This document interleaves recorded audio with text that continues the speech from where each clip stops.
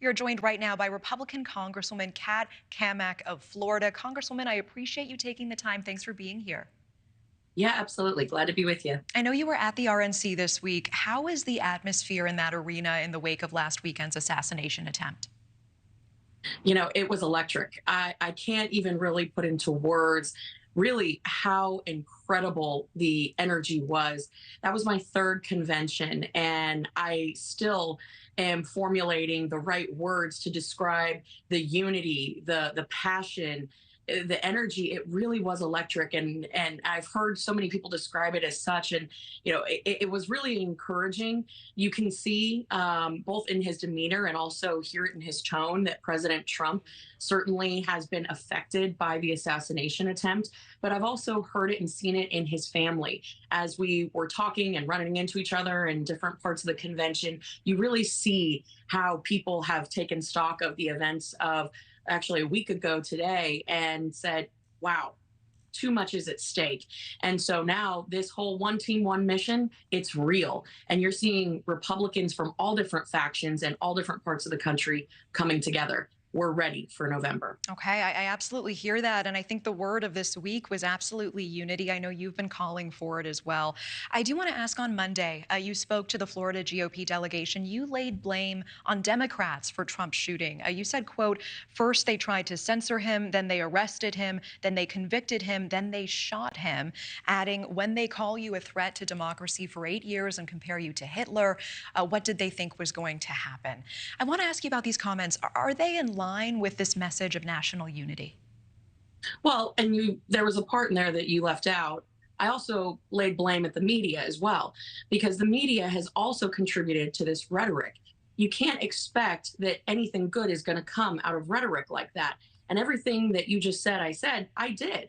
And it's true. Those are absolute facts. And they have led us to this point where we have now, in the last week, seen an assassination attempt on the leading candidate for the presidency.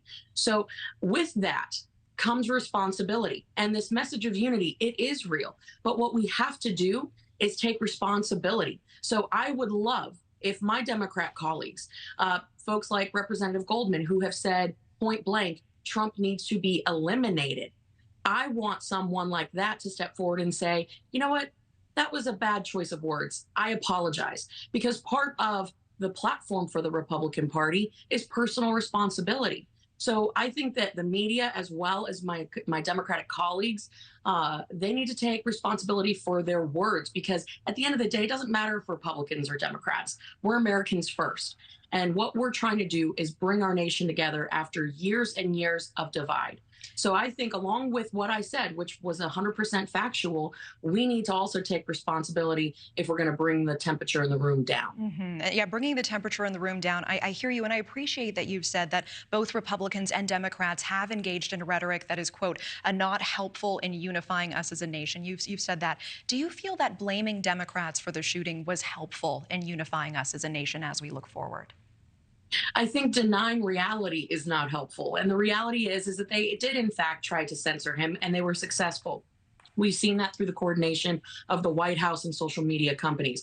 We have seen the arrest, the conviction. We have seen, obviously, in the last week, videos over and over and over again of the different angles of the assassination attempt.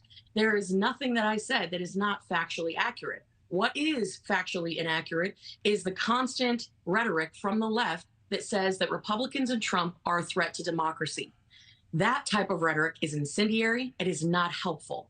And again, I have yet to hear any of my colleagues say, I regret my choice of words. I think we can move forward, but I need to be better. I think the entertainment era that we are living in as Americans, it can only lead us to places where we're seeing this type of fervor, this type of violence, and political violence should be condemned across the board. So if we're going to bring down the temperature in the room, let's stop with the hyperbole.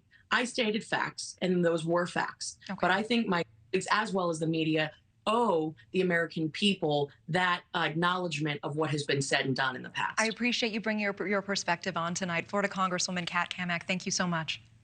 Thank you for watching. Go to newsnationnow.com to find NewsNation on your television provider. And don't forget to click the red subscribe button below to get more of NewsNation's fact-driven, unbiased coverage.